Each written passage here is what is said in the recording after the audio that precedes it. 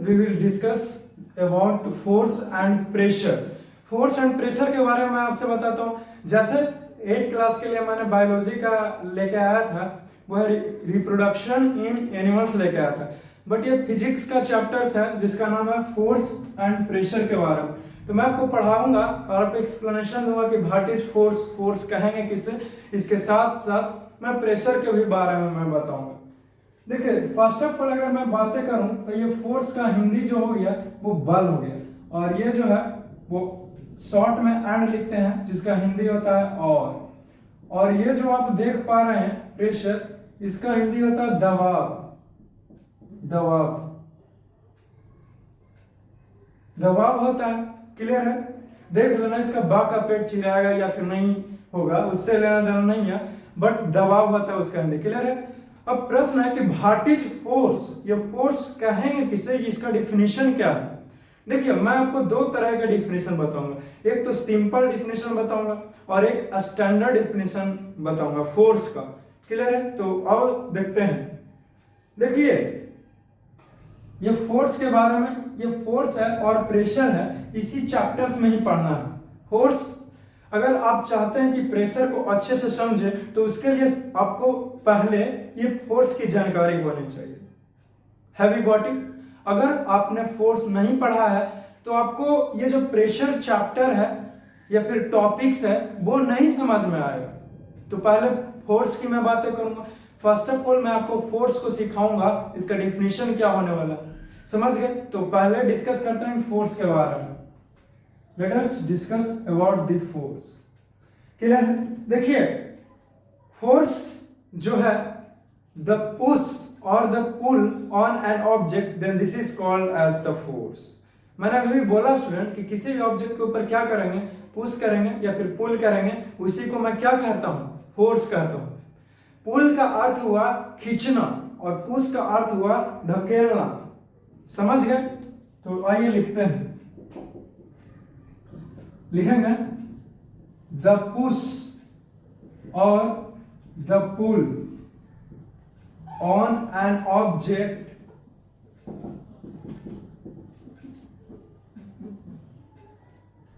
Is called force. बहुत ही आसान डिफिनेशन लिखा है। हाँ सर, ये बचपन से जानते हो, आप कुछ खास बताइए, आप कुछ नया बताइए। तो देखिए ये क्या होगा नया डिफिनेशन के बाद, ये हो जाएंगे कि द फोर्स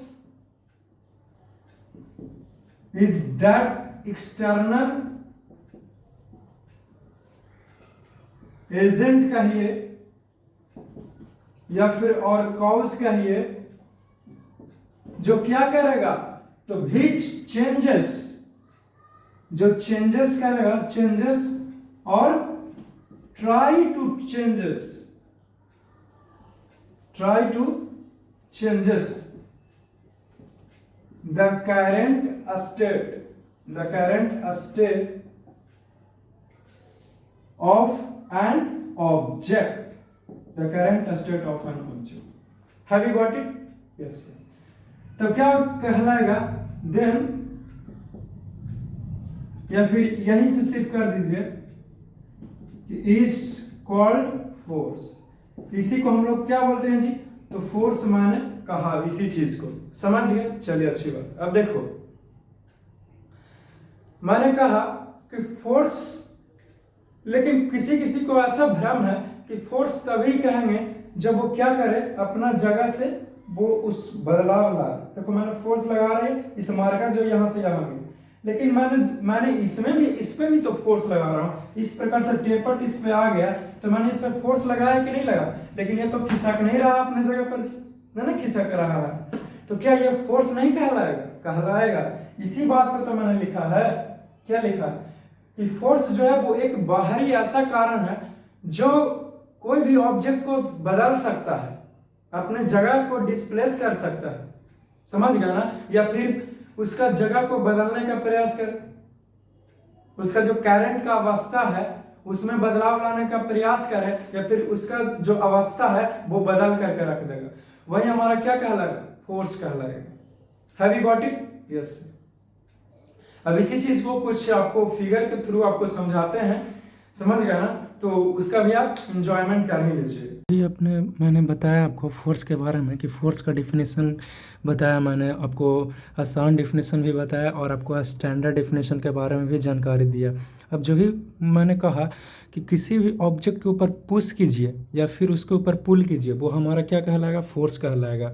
तो यहाँ पे आपको बता रहा हूँ कि आखिरकार पुश जो है वो किस प्रकार से किया जा रहा है और पुल जो है वो किस प्रकार से किया जा रहा है। देखिए, ये हमारा जो कोई एक स्क्वायर टाइप का या फिर रेक्टेंगुलर टाइप का आप देख रहे हैं, ये हमारा क्या है? ये ऑब्जेक्ट है। इस ऑब्जेक्ट के ऊपर जो मैन है वो क्या कर रहा है? इसको धक्का दे रहा है, पुश कर रहा है, पूरा बल लगा करके इसको ढकेल रहा है, इसको धक्का दे रहा है।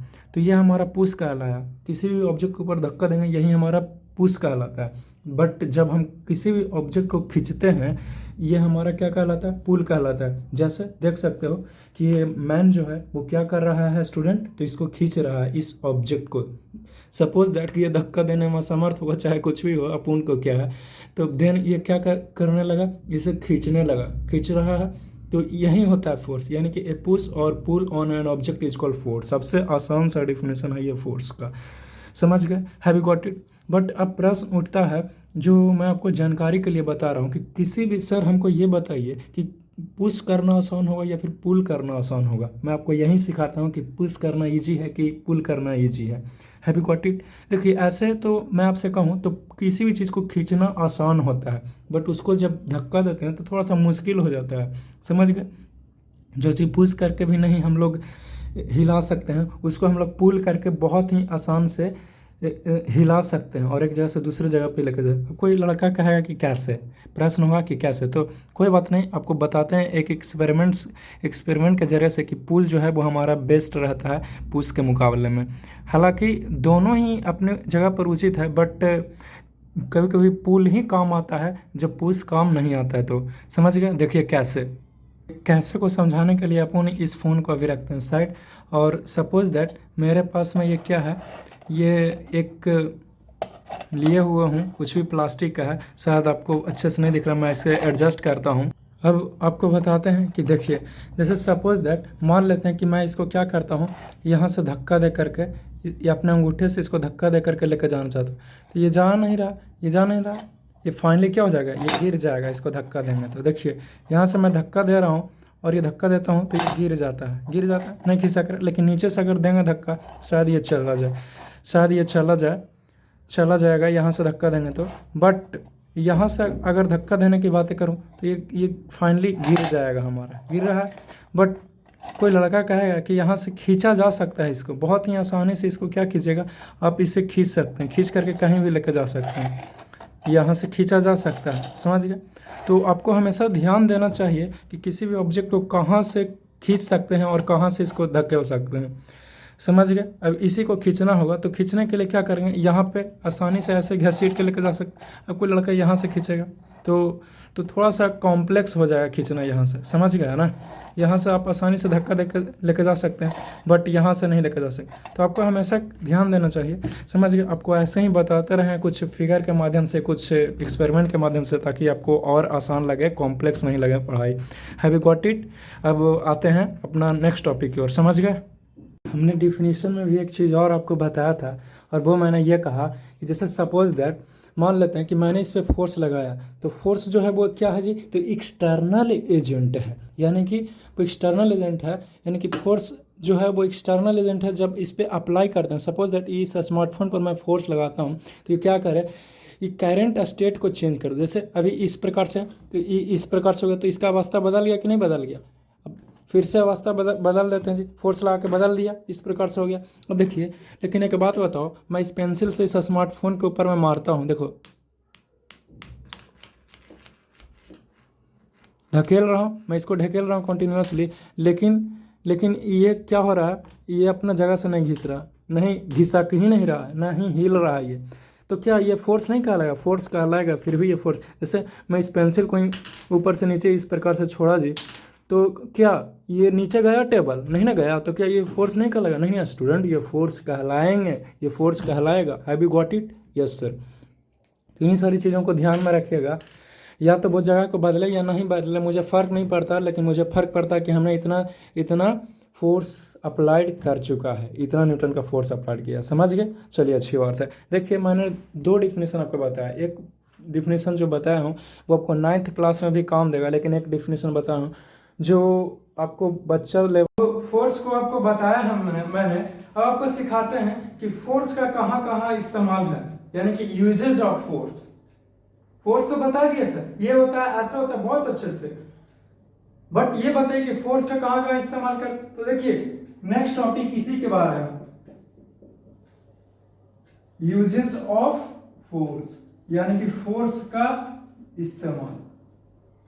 देखिए, मैं क्या कर रहा हूं, कुछ थ्योरी वाली बातें मैं समझाऊंगा, ये आपको यहां पे लिखाऊंगा, वो तो सफिशिएंट है ही, बट आपको मैं और एक्स्ट्रा से वीडियो का क्लिप जोड़ूंगा जो आपको फिगर में आपको और अच्छे से सहायता करेगा।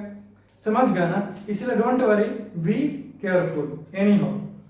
तो देखिए, ये इसका इस्तेमाल क्या है, मैं जब तक लिखता हूं तब तक आप खुद सोचिए कि क्या क्या इस्तेमाल हो सकता है। लिखे ना कि following are the uses of force in our everyday life.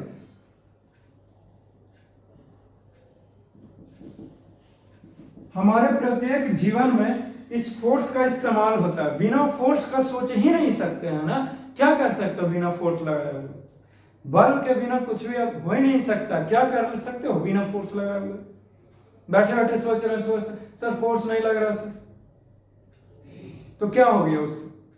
मतलब कि आप कुछ भी करते हैं, आप चलते हुए या वॉकिंग करते हैं, फोर्स के बिना क्या सोच सकते हो? नथिंग। तो इसका इस्तेमाल क्या क्या है? तो सबसे पहले बताया कि पुशिंग करने के लिए, पुशिंग करने के केस में हम लोग किसका इस्तेमाल करेंगे जी? तो इसी फोर्स का इस्तेमाल करते हैं। पुशिंग का अर्थ होता है धकेलना। जब अपने किसी भी ऑब्जेक्ट को अपने से दूर करते हैं तो पुश का इस्तेमाल किया जाता है, धक्का देते हैं तो दूर होगा। समझ गए? और दूसरा है पुलिंग। पुलिंग का मतलब होता है खींचना। तो पुलिंग का क्या इस्तेमाल होता है? तो किसी भी ऑब्जेक्ट को अपने पास लाने के लिए पुल का इस्तेमाल करते हैं। समझ गए? डिओड्रेंट लगा कर क्या हो गया, फॉक्सेंट की खुशबू है अपने से आ जाएगा, वैसा कहानी नहीं करना है यहाँ पे। समझ गया ना? ये पुलिंग सिखा रहा हूं आपको फिजिक्स की भाषा में। The next one is that lifting. Lifting के लिए हम लोग क्या इस्तेमाल करते हैं? फोर्स पे। वो जो आप लिफ्ट से चढ़ते हैं छत पे या फिर डिफरेंट फ्लोर्स पे, मैं उसकी बात नहीं कर रहा। लिफ्ट का मतलब वो उठाने के लिए। देखिए, मैं इसको उठाने के लिए फोर्स का इस्तेमाल करूं, ये देखो फोर्स का इस्तेमाल किया, उठ गया। लिफ्टिंग के केस में भी क्या होता है? फोर्स का इस्तेमाल होता है। नेक्स्ट है स्ट्रेचिंग। स्ट्रेचिंग के केस में बोलिए किस चीज का इस्तेमाल होता है? ये हमारे फोर्स का। स्ट्रेचिंग का मतलब है खींचना, किसी भी चीज को ऐसे पकड़ के खींच दीजिए, स्ट्रेच कर दीजिए, वही हमारा स्ट्रेचिंग कहलाता है। हमारा जो फिफ्थ है, तो सर इसको पुल का भी मतलब खींचना, स्ट्रेचिंग का भी मतलब खींचना। तो जी हाँ, पुलिंग का मतलब होता है खींचना किसी भी चीज के ऊपर, और स्ट्रेच कहने का अर्थ ये हुआ कि खींच रहे हैं। जैसे रबर को क्या करेंगे? स्ट्रेच करेंगे। स्प्रिंग को क्या करेंगे? दोनों साइड से उसको एकदम पूरे कस करके टाइट कर रहे हैं, खींच रहे हैं। समझ गया ना? लेकिन पुलिंग का मतलब अर्थ हुआ एक ही साइड से खींच रहे हैं, ऐसे ही खींच रहे हैं, जेन्युइन खींच रहे हैं, नॉर्मली कैजुअली। बट स्ट्रेचिंग का मतलब हुआ सच में खींच रहे हैं उसको, एकदम खींच कर एकदम जैसे कैसे रबर वगैरह खींचते हो तो पतला होता है, उसी को कहते हैं stretching. Have you got it? ये हो गया स्ट्रेचिंग हमारा। नेक्स्ट हमारा क्या हो जाएगा? खुद से सोचिए, नेक्स्ट हमारा क्या हो सकता है? जैसे आपने कभी कभी हॉस्टल में अगर रहे होंगे तो क्या होता है, कपड़े वगैरह ये सब सुखाने के लिए जब गीला रहता है तो उसको क्या करते हो? खूब इस प्रकार से निचोड़ देते हो, गाड़ देते हो, ताकि पानी जब वो झड़ जाए, कपड़े आसानी से सूख जाए। तो इस केस में ट्विस्टिंग के लिए इस्तेमाल कर रहे हैं। ट्विस्टिंग का मतलब होता है तोड़ मरो, ट्विस्टिंग, घुमाना। Have you got it? ये हुआ हमारा twisting. The next one is that pressing. जो हमारा प्रेशर है वही प्रेसिंग की मैं बातें कर रहा हूं। तो प्रेसिंग के भी केस में बोले किसका इस्तेमाल होगा? तो हमारा इस फोर्स का इस्तेमाल हो जाएगा प्रेसिंग करने के लिए। किसी भी चीज को दबाने के लिए प्रेशर का इस्तेमाल होता है। जैसे बिहारी लोग बहुत खैनी का शौकीन होता है, यानी कि उसको बिना खैनी खाए वो चैन नहीं है, तो क्या होता है हाथ पर खैनी इस प्रकार से रख के उसको भी रगड़ता है, यानी कि दबाता है, तो प्रेसिंग के लिए इस्तेमाल कर रहे हैं। बहुत बेकार सा एग्जाम्पल सा, कुछ अच्छा सा एग्जाम्पल, बहुत सारे एग्जाम्पल हो सकते हैं प्रेसिंग का। जैसे प्रेसिंग का इस्तेमाल करता हूं ये ब्रेक को मारने के लिए, ब्रेक मारने के लिए भी प्रेस किया जाता है। आयरन वाला प्रेस की मैं बात नहीं कर रहा, ब्रेक लगाते हैं ना प्रेसिंग के लिए, बस मैं उसी की बातें कर रहा हूँ। तो ब्रेक मारने के लिए प्रेस करते हैं, चाहे ये वाला प्रेस रहे, सर पुलिंग भी हो गया, हाँ वो एक प्रकार का, क्यों? क्योंकि जितना भी है वो सब फोर्स ही है जी, फादर सेम है, सबका फादर है फोर्स, तो कुछ कुछ बातें मिलता जुलता क्यों नहीं रहेगा? जो बुद्धि लगा रहे हो कि सर प्रेसिंग दबा रहे हैं, एक प्रकार से खींची तो रहे हैं सर स्ट्रेचिंग कर रहे हैं, खींच रहे हैं, और पुलिंग एक प्रकार से खींची तो रहे हैं सर, तो बुद्धि क्यों लगा रहा? पहले ही कह दिया जब फादर है फोर्स यानी कि सेम, तो वो चीज भी सेम ही होगा जी, इसीलिए घबराना नहीं है, टेंशन नहीं लेना स्टूडेंट। यहां तक कॉन्सेप्ट क्लियर हुआ? चलिए क्लियर हुआ। अब कुछ मजाक करते हुए इन सारी चीजों को समझते हैं अच्छे से। अभी भी मैंने आपको बताया है यूजेस ऑफ फोर्स, यानी कि फोर्स का क्या क्या यूजेस है, उन्हीं सारे यूजेस के बारे में आपको बताते हैं कुछ कर कर। जैसे मैंने पहला यूज बताया कि फोर्स का इस्तेमाल करेंगे, बोलिए किस चीज़ के लिए? पुशिंग के लिए, यानी कि पुश का इस्तेमाल ही होगा हमसे दूर जाने के लिए। जैसे ये मेरा हैंड है, अब ये जो सामने बॉक्स रखा हुआ, सपोज दैट ये एक प्रकार का बॉक्स है, अब फोर्स का इस्तेमाल ही होगा हमसे दूर जाने के लिए, पुश का इस्तेमाल करते हैं, समझ गया? जैसे मैं इसको क्या करता हूँ, मैं इसको धक्का दे करके दूर कर दूँ, जैसे मैं ये पुश कर रहा हूँ कि नहीं कर रहा हूँ? पुश कर रहा हूँ जी, ये दूर जा रहा है कि नहीं जा रहा? जा रहा है। अब देखिए मैंने दूसरा इस्तेमाल बताया आपको कि खींचने के लिए, पुलिंग करने के लिए भी किसका इस्तेमाल करते हैं हम लोग? फोर्स का इस्तेमाल करते हैं। देखिए अब इसी चीज़ को आप करने के लिए मेरे पास कुछ है जो आपको करके दिखाते हैं। जैसे देखिए सपोज दैट ये कुछ भी हो, उस क्या फ़र्क पड़ता है, तो मैंने इसको इसमें डाल दिया। अब खींचने के लिए बोलिए किस चीज़ का इस्तेमाल कर रहे हैं? फोर्स के लिए। तो सपोज दैट मैं इस रॉप को पकड़ करके खींच रहा हूँ, देखिए ये खींच रहा है कि नहीं खींच रहा? ये पुलिंग के लिए इस्तेमाल हुआ कि नहीं इस्तेमाल हुआ? किसका इस्तेमाल हुआ? तो फोर्स का इस्तेमाल होता है। किस लिए? तो पुलिंग करने के लिए। Have you got your answer? चलिए सर, हमने नेक्स्ट लिखा है लिफ्टिंग करने के लिए। लिफ्टिंग के लिए भी किसका इस्तेमाल होगा जी? फोर्स का इस्तेमाल होगा। कोई लड़का बोलेगा कि फोर्स का इस्तेमाल बता रहे हैं लिफ्टिंग करने के लिए, कैसे? तो देखिए इसको उठा रहे हैं, इसको उठा लिए कि नहीं उठा लिए? आराम से उठा लिए। देखिए ये उठ रहा है पेंसिल, तो ये पेंसिल उठ रहा है, यानी कि लिफ्ट कर रहे हैं, लिफ्टिंग करने के लिए इस्तेमाल किया। जैसे ये जार बॉक्स नहीं रखा हुआ, अब इसको मैं क्या कर रहा हूँ? उठा रहा हूँ, तो देखिए ये लिफ्ट हो रहा है, यानी कि ये उठ रहा है, तो लिफ्ट का मतलब ही है उठाना, उठाने के लिए फोर्स का इस्तेमाल होता है। नेक्स्ट मैंने आपको बताया है और वो है स्ट्रेचिंग। स्ट्रेचिंग करने के लिए बोलिए किसका इस्तेमाल होगा? तो फोर्स का इस्तेमाल होगा। वो लड़का बोला कि कैसे बोल रहा है, तो देखिए आपको बताता हूँ। स्ट्रेचिंग का अर्थ हुआ यानी कि खींचना, यानी कि सीधा करना। जैसे मैं इसको क्या कर रहा हूँ, इस प्रकार से खींच रहा हूँ और इसको सीधा कर दिया मैंने, स्ट्रीच कर दिया, यानी कि खिंचाव करने के लिए भी क्या होता है हम लोग इस्तेमाल करते हैं, बोले किसका? तो फोर्स का इस्तेमाल करेंगे, समझ गया?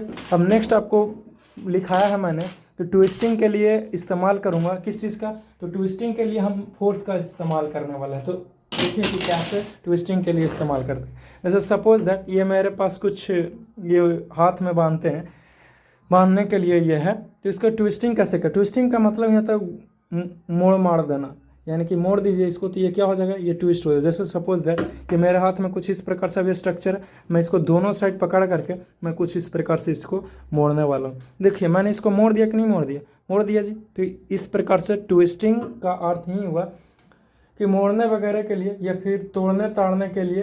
ट्विस्टिंग का मतलब है मोड़ दीजिए या फिर उसको तोड़ दीजिए, ट्विस्ट कर दीजिए, क्रैक कर दीजिए, तो ट्विस्टिंग उसी में आ जाएगा। Have you got it? तो इन सारी चीज़ों के लिए बोले किसका इस्तेमाल किया हमने? फोर्स के लिए, मोड़ने के लिए, या फिर इसको, या फिर सपोज दैट कोई चीज़ है उसको ब्रेक कर देंगे, तो उसको भी किस चीज़ का इस्तेमाल होगा? फोर्स का इस्तेमाल होगा, समझ गया? Have you got it? चलिए सर, अब देखिए आपको मैंने नेक्स्ट बताया है और वो ये है कि प्रेसिंग के लिए बोलिए किसका इस्तेमाल करने वाला? फोर्स का इस्तेमाल करने वाला। जैसे इसी के साथ में ये हेयर बैंड के साथ में ही हम लोग बताता हूँ कि फोर्स का इस्तेमाल आखिर कैसे प्रेस करते हैं। जैसे मैंने बताया आपको कि प्रेसिंग करने के लिए बोलिए किसका इस्तेमाल होने वाला? तो फोर्स का। देखिए अभी स्ट्रक्चर कुछ इस प्रकार से, मैंने इसको प्रेस कर रहा हूँ, ये दबा रहा हूँ, तो कुछ इस प्रकार से बदल रहा है, तो प्रेसिंग के लिए इस्तेमाल किया ना किसको? तो फोर्स का। Have you got your answer? I hope कि आपको क्लियर हो गया होगा, हर एक कॉन्सेप्ट, हर एक चीज़ अच्छे से क्लियर हो गया। चलिए, अच्छी बात है। अब हमारा नेक्स्ट टॉपिक है स्टूडेंट, और उस टॉपिक का नाम है जी force is due to an interaction. यही हमारा नेक्स्ट टॉपिक है। देखिए, इस टॉपिक के बारे में जानते हैं, लिखेंगे force is due to an interaction. जी हाँ,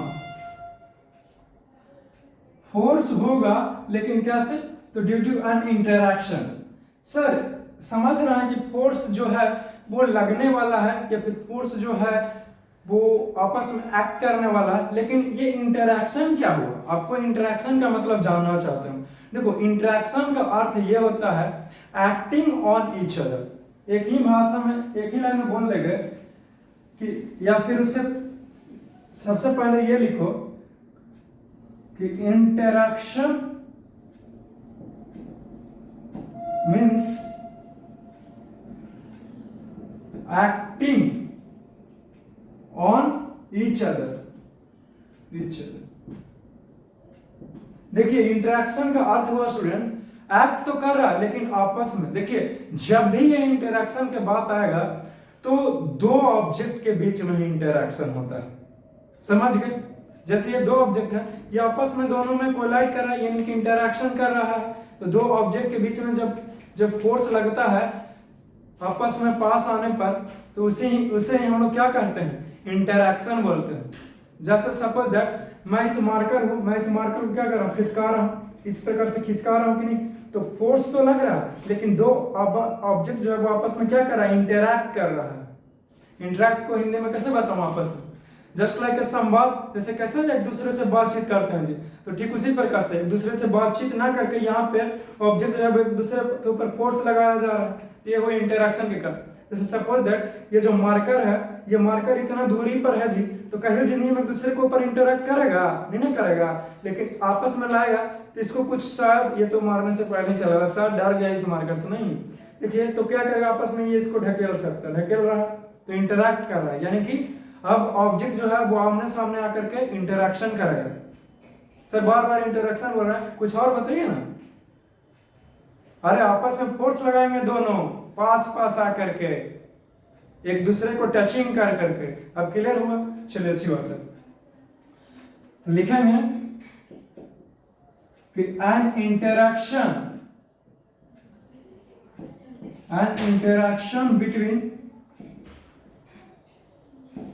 between the two objects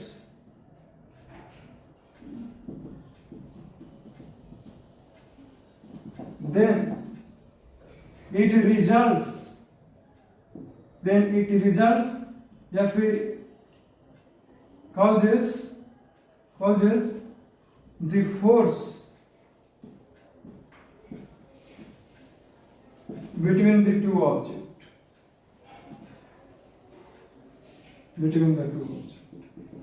यानी कि जब भी दो ऑब्जेक्ट आपस में आएगा या फिर इस प्रकार से कोलाइड करेगा या फिर सटेगा, तो इंटरेक्शन ही ये कहलाएगा, और इस प्रकार से फोर्स जो है वो दोनों के बीच में क्रिएट हो। यानी कि आपस में, जैसे कि भले ही ये फोर्स इसके ऊपर लगा रहा है लेकिन ये मार्कर नहीं लगा रहा है, बट फिर भी उल्टा रिएक्शन, रेसिप्रोकल हुआ इस इंटरेक्शन के मतलब हुआ। दूसरी भाषा में कह सकते हो कि इंटरेक्शन मीन्स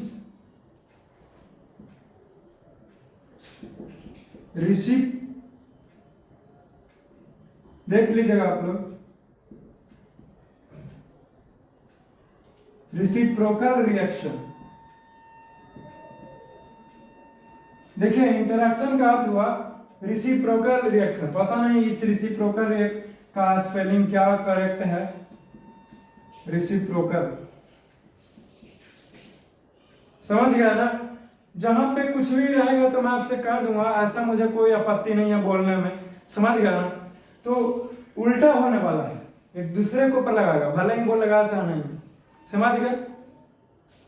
न्यूटन का थर्ड लॉ, अपोजिट रिएक्शन, यही हुआ इंटरेक्शन। अब आपको और क्लियर करने में और कुछ तरह की एक्टिविटी करके बताने वाला हूं, सो don't worry, let us enjoy. But उससे पहले इतनी सारी बातें को क्लियर हो गई, अब और क्लियर कर। अब देखिए आपको समझाता हूँ इस फिगर के माध्यम से कि जो फोर्स है वो आखिरकार किस प्रकार से इंट्रैक्शन करके ही, क्या बोलें उसको, इंट्रैक्शन करके ही अपना पेट भरता है या फिर इंट्रैक्शन करने पर फोर्स होता है। देखिए फोर्स कैसे भी लग सकता है, बट मैं आपको टॉपिक के अनुसार समझा रहा हूँ स्टूडेंट कि फोर्स होगा, लेकिन कब होगा, तब इंट्रैक्शन क्या जाएगा, यानी कि आपस में दो ऑब्जेक्ट जो है वो क्या करने वाला, टच करने वाला, यानी कि कॉन्टैक्ट में आने वाला। जैसे देखिए ये जो लड़का है वो कार के पीछे खड़ी है, ये कार जो है वो रुका हुआ है, ये लड़का जो है पीछे खड़ा है। जब ये खड़ा है तो एक बात बताओ जी, कभी भी जिंदगी में ये फोर्स लगा पाएगा एक दूसरे को इंट्रैक्शन के चलते, समझे ना। चलिए अच्छी बात है। देखिए क्या लिखा हुआ है, a man standing behind a stationary car.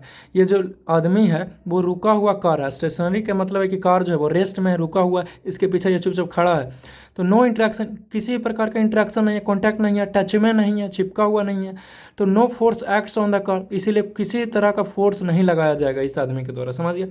अब देखिए यही आदमी इस तरफ इस फिगर में क्या किया है, ये जो मैन है वो इस कार को क्या कर रहा है, पुश कर रहा है, यानी कि धकेल रहा है। तो जब ये मैन इस कार को पुश करेगा यानी कि धक्का देगा, तो इस केस में क्या हो जाएगा, the man pushing the car, interaction occurs, a force acts on the car and makes it move. जब इस आदमी ने क्या किया है कि इसको धक्का दिया, ढकेल रहा है, पता नहीं क्या हो गया, बीच में कहीं जा रहा हो किसी से मिलने के लिए, हमको लगता है पेट्रोल खत्म हो गया तो ये शायद यहाँ पे खड़ा कर लिया, अभी धक्का लगवा रहा है। तो धक्का लगा रहा है तो इस केस में क्या हुआ, इंट्रैक्शन हुआ, यानी कि चिपका, कॉन्टैक्ट हुआ, तो इस केस में फोर्स लगेंगे। A force acts on the car and makes it, जब इंट्रैक्ट किया, चिपक गया ना, तो फोर्स लगेगा और कार मूव करेगा। हैव यू गॉट इट, इससे समझ गए होंगे आपने आसानी से। चलिए अच्छी बात है। अब देखो यहाँ पे हमारे पास दूसरा फिगर है। अब इस फिगर के भी माध्यम से सिखाता हूँ कि जो फोर्स है वो इंट्रैक्शन करके ही मानने वाला, यानी कि इंट्रैक्शन करने पर फोर्स लगने वाला। Have you got it. देखिए अब ये दो लड़का है, कभी कभी क्या होता है अपने दोस्तों कुछ में धक्का मुक्की कर लेते हैं, तो दोनों हाथों में हाथ डाल करके इस प्रकार से हाथों में मिला करके क्या करने लगते हैं, तो हम लोग आपस में ही धक्कलने लगते हैं कि इंट्रैक्शन करने वाला है, समझे ना। तो ठीक उसी प्रकार से ये लड़का है, अभी ये अपोजिट डायरेक्शन में फोर्स लगा रहा है, यानी कि ये जो है वो कुछ इस प्रकार से इसको ढकेल रहा है और ये भी जो है वो इसको ढकेल रहा है। तो इस केस में फोर्स तो लग रहा है बट इंट्रैक्शन का चलता है। बोलिए कैसे लग रहा है जी, तो इंट्रैक्शन कर रहा है, क्यों, क्योंकि ये इस पर फोर्स लगा रहा है और ये इस पर फोर्स लगा रहा है, समझे। तो वही चीज़ लिखा हुआ है यहाँ पे कि two boys are interacting and applying force on each other by pushing each other. दोनों जो है वो आपस में क्या कर रहा है, इंटरेक्ट कर रहा है और एक दूसरे के ऊपर फोर्स लगा रहा है, एक दूसरे के ऊपर बल लगा रहा है, लेकिन कैसे, एक दूसरे को ढकेल करके, समझे।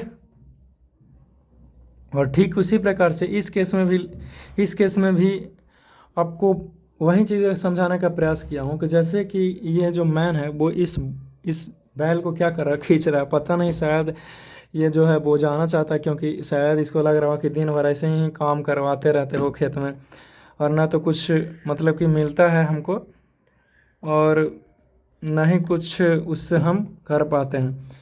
तो शायद ही जा रहा है, लेकिन ये कहता है कि है अभी और काम कर, अभी और काम कर, लेकिन शायद इसको गुस्सा आ गया होगा इस बैल का और ये सोच रहा है कि है तुम समझता क्या है अपने आपको, दिन भर काम में करते रहेंगे, न भूखे प्यासे, एक के बार न खाना उना देता होगा, इसीलिए शायद ही जा रहा होगा। तो ये क्या करता है, ये आदमी इस रस्सी को पकड़ कर किसको खींचना चाहता है कि चलो चलो खेत में, कहाँ निकाल गया अभी। The man and cow are interacting, जो मैन है और काउ है वो क्या कर रहा है, इंटरेक्ट कर रहा है आपस में, and applying force on each other by pulling each other, एक दूसरे को के ऊपर फोर्स लगा रहा है। आपस में कांटेक्ट में आया कि नहीं, भले ही इसके हाथ में रस्सी है बट ये कांटेक्ट में आ गया, तो इसके चलते क्या हो रहा है, फोर्स लगा रहा है। ये जो बैल है वो इससे दूर जाना चाहता है, शायद इसके खेत में अब काम करते करते उब गया होगा, तो ये जा रहा है, अभी ये इधर जाएगा, अब ये कहेगा कि नहीं काम करो, तो इसको खींच रहा है, तो दोनों आपस में खींचा तीरी कर रहा है, इस केस में भी फोर्स लगेंगे। तो अपने इस फिगर के भी माध्यम से आपको जो डॉट्स था वो क्लियर हो गया होगा कि किस प्रकार से इंट्रैक्शन का चलते ही फोर्स लगता है। Got it. नेक्स्ट टॉपिक है, उस टॉपिक का नाम है कि force has magnitude as well as direction. यही आपका नेक्स्ट टॉपिक है। Your next topic is that force has magnitude as well as direction। Force के पास क्या होता है जी, तो मैग्नीट्यूड भी होता है और उसके पास डायरेक्शन भी होता है। क्लियर होता है ये कॉन्सेप्ट? तो इस बात को लिखा जाए कि since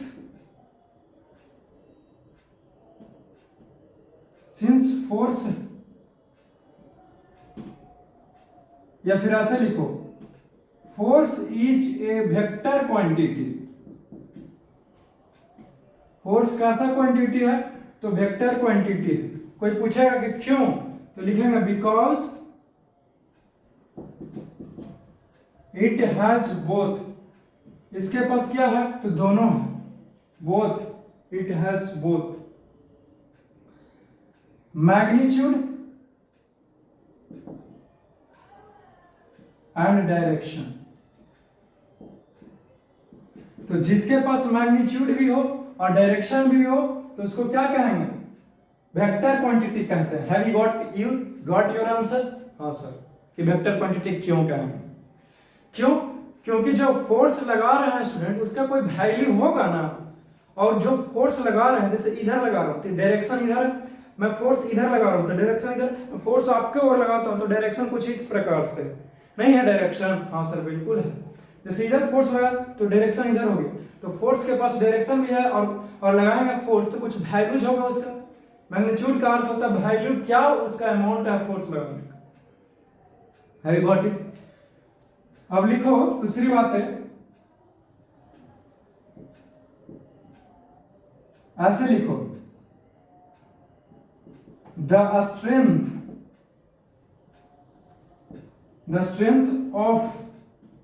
of the force is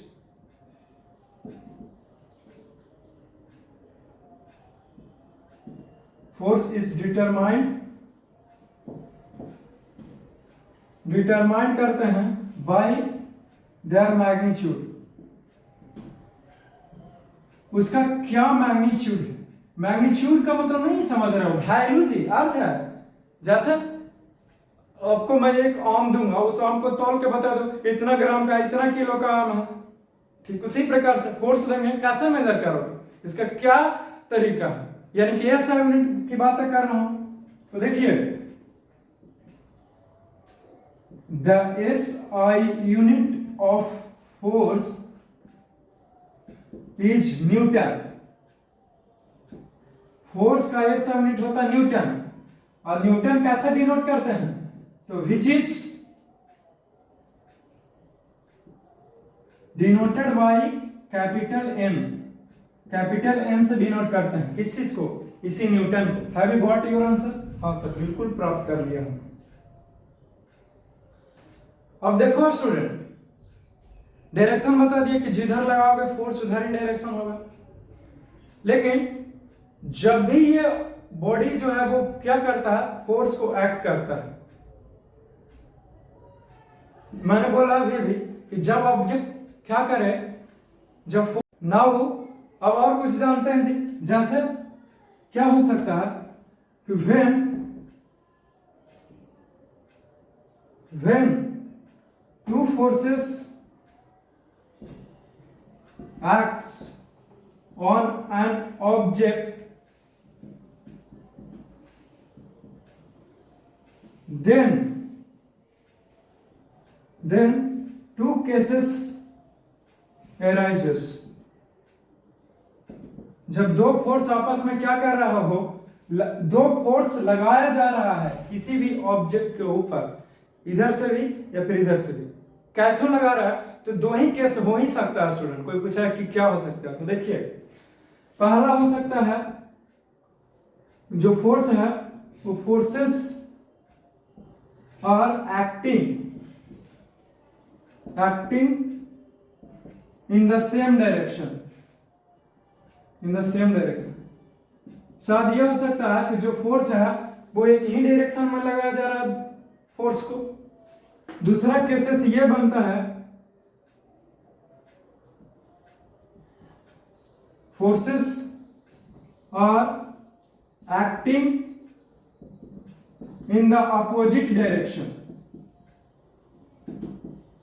या फिर जो हमारा फोर्स है वो उल्टा उल्टा दिशा में लग रहा हो, उल्टा उल्टा फोर्स लगा रहा, मेरा हाथ दूर जा रहा, लेकिन एक केसेस ये दूसरा केसेस। पहला cases force charge semi direction में लगा रहा है, जैसे अभी लगा रहा हूँ सेमी डायरेक्शन, सेम डायरेक्शन, या फिर अपोजिट डायरेक्शन में भी लग सकता है फोर्स, इधर भी मार्कर जा रहा है इधर भी जा रहा है। लेकिन अभी क्या हो रहा है, दोनों सेम डायरेक्शन में फोर्स लगा के मार्कर को भेज रहे हैं एक ही डायरेक्शन में। यही केसेस हो सकता है स्टूडेंट। अब इतनी सारी बातें क्लियर होता है तो आप इसे नोट कीजिएगा, समझे ना। फिर मैं और कुछ आगे की मैं बातें बताता हूँ। We have seen different cases, आपको बताता हूँ।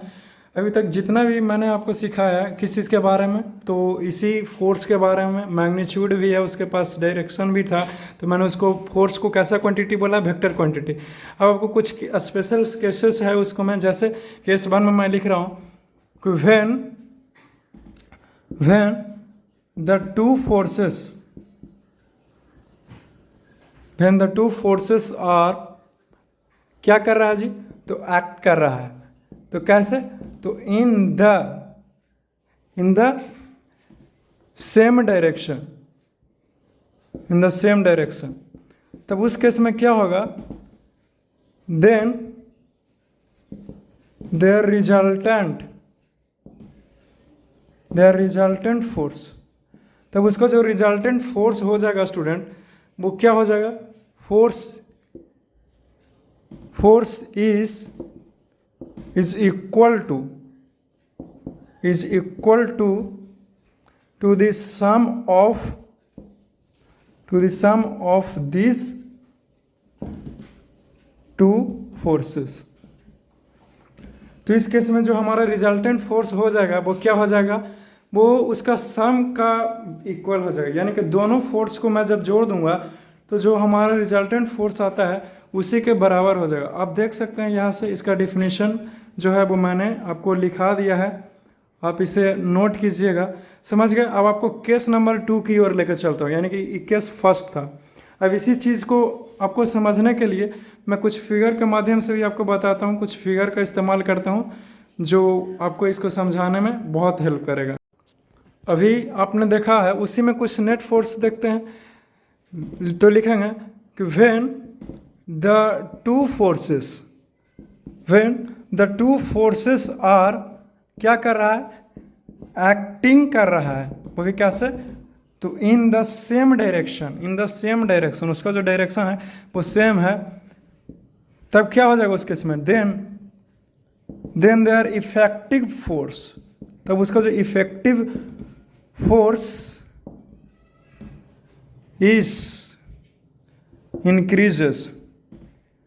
इंक्रीज कर जाएगा, बढ़ जाएगा, समझ गए। तो इस पॉइंट को भी आप लिख लीजिए, जो केस फर्स्ट था उसके नीचे बना करके आप इस पॉइंट को क्या कीजिएगा, मेंशन कीजिए। चलिए देखिए, इस केस में मैं आपको बताता हूँ कि जो फोर्स है वो आखिरकार कैसे लग रहा है। जैसे सपोज दैट ये जो फोर्स है वो फोर्स जो है वो एक ही डायरेक्शन में लगा रहा है कि नहीं लगा रहा है।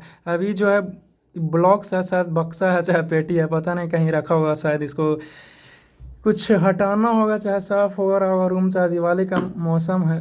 मौसम दिवाली का होता है सर, मौसम तो रेनी सीजन गर्मी का ठंडा का होता है, दिवाली का तो त्यौहार होता है। एनीवेज, तो देखिए क्या कर रहा है, ये दोनों एक ही डायरेक्शन में फोर्स लगा। सपोज दैट ये 4 न्यूटन का फोर्स लगा करके ढकेल रहा है, जो पिंक कलर का हल्का हल्का ड्रेस पहना हुआ है लड़का, और उस साइड जो हल्का से ग्रीन कलर का ये पहना हुआ है वो भी 4 न्यूटन ही लगा रहा है। तो दोनों क्या होगा, दोनों मिल करके फोर्स ऐड हो जाएगा। यानी कि इस केस में जो रिजल्टेंट फोर्स इस बॉक्स पर लगने वाला है वो 4 8 न्यूटन का फोर्स लगने वाला है इस केस में, समझे ना।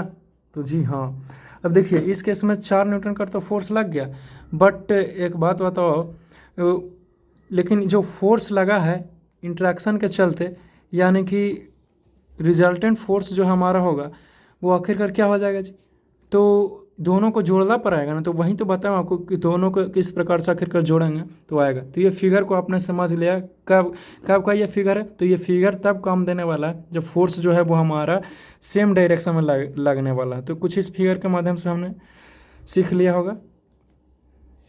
केस सेकेंड में, दिस विल बी केस 2। तो केस 2 में हमारा फाइनल क्या हो जाएगा, क्या था, जैसे व्हेन 2 फोर्सेस, जब 2 फोर्सेस जो है वो क्या कर रहा है, और एक्टिंग कर रहा है, वो भी कैसे, acting in the opposite direction, उसका जो डायरेक्शन है वो क्या है, अपोजिट है, opposite direction, then their resultant force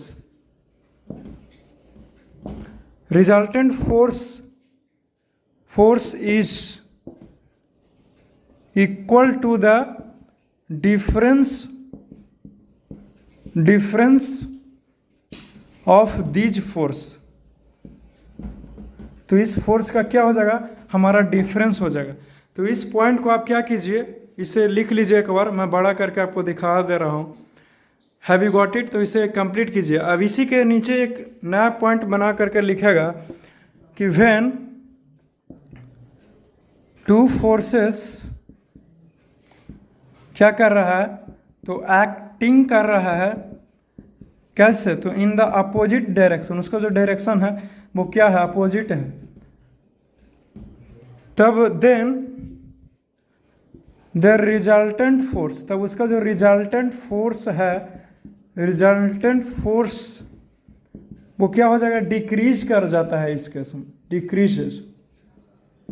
समझ गए? अब इसी चीज़ को मैं आपको फिगर के माध्यम से सिखाऊंगा, और फिगर आपके लिए बताता हूँ कुछ जस्ट लाइक एक्सपेरिमेंट, कुछ ऐसे ही, ताकि आपको चीज़ों को समझना क्या हो जाए तो आसान हो जाए। Have you got it? और देखिए ये फिगर के माध्यम से आपको बताता हूँ कि आखिरकार जो हमारा फोर्स है, वो फोर्स इस केस में क्या किया है कि दोनों अपोजिट डायरेक्शन में फोर्स लगा रहा है। समझे ना? फोर्स तो लग रहा है बट डायरेक्शन जो है वो क्या है, अपोजिट है, अपोजिट डायरेक्शन। जैसे देखिए ये जो लड़का है वो क्या कर रहा है, इस फोर्स को इस साइड ढकेल रहा है, और ये क्या कर रहा है, फोर्स इस साइड लगा रहा है, ये इस साइड लगा रहा है और ये इस साइड लगा रहा है। एक दूसरे का अपोजिट है कि नहीं है? सपोज दैट ये 4 न्यूटन का फोर्स लगा रहा है, और ये 2 न्यूटन का फोर्स लगा के इधर ढकेल रहा है, लेकिन ये 4 न्यूटन का फोर्स लगा के इधर ढकेल रहा है। तो इस केस में रिजल्टेंट फोर्स क्या हो जाएगा, तो दोनों को सब्ट्रैक्टिंग करेंगे, यानी कि 4 - 2 = 2 न्यूटन, यानी कि 2 न्यूटन का फोर्स लगा। स्टूडेंट समझे आपने? आई होप कि आप समझ पा रहे हैं। तो चलो क्लियर होता है। बट कोई लड़का बोलेगा कि ठीक है दोनों अपोजिट डायरेक्शन में तो फोर्स लगा रहे, लेकिन आप हमको ये बताइए ना कि ये आखिरकार इस बॉक्स का मूवमेंट किधर होगा सर, इधर मूव करेगा या बक्सा की बक्सा इधर चला। देखिए अब जोन सबसे ज़्यादा फोर्स लगाएगा उधर चला जाएगा। जैसे सपोज दैट फोर्स का जो मैग्नीट्यूड है वो ज़्यादा हो गया इसका, तो ये जो बक्सा है वो कुछ इस प्रकार से मूव करेगा, लेकिन इसका फोर्स का मैग्नीट्यूड ज़्यादा हो गया तो बक्सा इधर मूव कर। सपोज दैट ये 4 न्यूटन का फोर्स लगा के इधर ढकेल रहा, लेकिन ये 2 ही न्यूटन का लगा कर ढकेल रहा, तो इसका फोर्स ज़्यादा है ना मैग्नीट्यूड, तो ये बक्सा का फाइनल मूवमेंट डिस्प्लेसमेंट जो है वो इस साइड हो जाएगा। देखो 2 men pushing the heavy box in opposite direction, the box will move in that direction in which a stronger push is applied. ठीक है, मैं मानता हूँ कि दोनों एक दूसरे को ढकेल रहा है, इस बक्से के ऊपर में ढकेल रहा है, समझे? तो किधर मूव करेगा, तो उधर मूव करेगा जिसका वैल्यू बढ़ जाएगा, फोर्स का ग्रेटर फोर्स लगेगा। समझ गए इस फिगर के माध्यम से? चलिए अच्छी बात है। जो लास्ट केस हो गया यानी कि फाइनल केस रहेगा वो यही रहेगा कि when two forces are acting, क्या कर रहा है, एक्टिंग कर रहा है, वो भी इन the opposite direction, opposite direction में वो एक्ट कर रहा है, अपोजिट डायरेक्शन में, और उसके साथ साथ and having equal in magnitude, लेकिन उसका जो मैग्नीट्यूड क्या है वो इक्वल इन मैग्नीट्यूड है, मैग्नीट्यूड उसका इक्वल है। तब इस केस में क्या हो जाएगा बताइए? Then the net forces will be 0। तब इस केस में जो हमारा नेट फोर्स होगा वो क्या हो जाएगा बताइए? 0 हो जाएगा स्टूडेंट, 0। इसी के नीचे कुछ बात लिख लेगा कि in this case net force is 0 and the object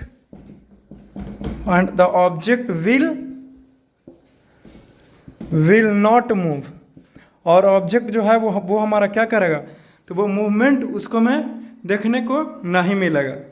चलिए समझ गए, अच्छी बात।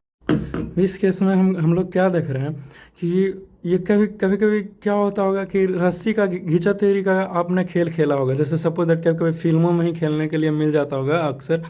आपने देखा होगा कि कुछ इस प्रकार से होली के दिनों में या फिर त्योहारों में रस्सी इस प्रकार से लेते हैं और खींचते हैं, यानी कि जिधर रस्सी चला गया वो आदमी जीत जाएगा और जिधर नहीं गया वो हार जाएगा। जैसे सपोज दैट ये लंबा सा रस्सी पकड़ करके खींचे हुए है, इधर 3 है इधर भी 3 है, बट इस केस में क्या देख रहे हैं हम लोग, ये बीच में एक रिबन डाल दिया जाता है। रिबन अगर इधर चला गया तो ये टीम जीत जाएगा, लेकिन रिबन अगर इधर गया तो ये टीम जीत जाएगा। लेकिन एक बात बताओ जी, ये क्या आपको बताने का प्रयास कर रहा हूँ, जैसे सपोज दैट जो फोर्स जो है वो अपोजिट डायरेक्शन में लग रहा है। क्यों? क्योंकि ये जो खींचेगा अपनी ओर और इस केस में ये खींचेगा अपनी ओर, खींचेगा ना जी। दोनों तीनों जो है वो इधर खींचना चाहेगा और ये जो है वो फोर्स इधर लगा। इस एरो के माध्यम से भी आपको बता रहा है कि जो फोर्स जो है वो अपोजिट डायरेक्शन में लग रहा है, तो फोर्स अपोजिट डायरेक्शन में लगे और इसके साथ ही साथ इक्वल इन मैग्नीट्यूड रहा है, यानी कि इधर भी अगर 4 न्यूटन का फोर्स लगा रहा है तो इधर भी 4 न्यूटन का फोर्स लगा रहा है। तो ये जो रिबन है वो ना तो इधर जाएगा और ना ही इधर जाएगा, यानी कि वो ये बीच में ही रह जाएगा, समझे? ये बीच में ही रह जाएगा। और इसके साथ ही साथ यही तो आपको बता रहा था कि the rope does not move to either side when both the teams pull at it with equal and opposite force. जब इक्वल फोर्स लगाते हैं और उसका जो मैग्नीट्यूड है वो इक्वल है और लेकिन डायरेक्शन जो है वो अपोजिट है, तो इस केस में जो नेट और रिजल्टेंट फोर्स रहता है वो 0 रहता है। इसीलिए तो ये जो रिबन है इस रॉप के ऊपर, रस्सी के ऊपर, वो नहीं तो इधर गया नहीं तो इधर। क्यों? क्योंकि 4 इधर भी लगा रहा, 4 इधर, तो 4 माइनस 4 टोटल 0 फोर्स, तो कैसे मूव करेगा? कब कब अपना भी दिमाग दौड़ाया करो, समझ गया ना? चलिए अच्छी बात है।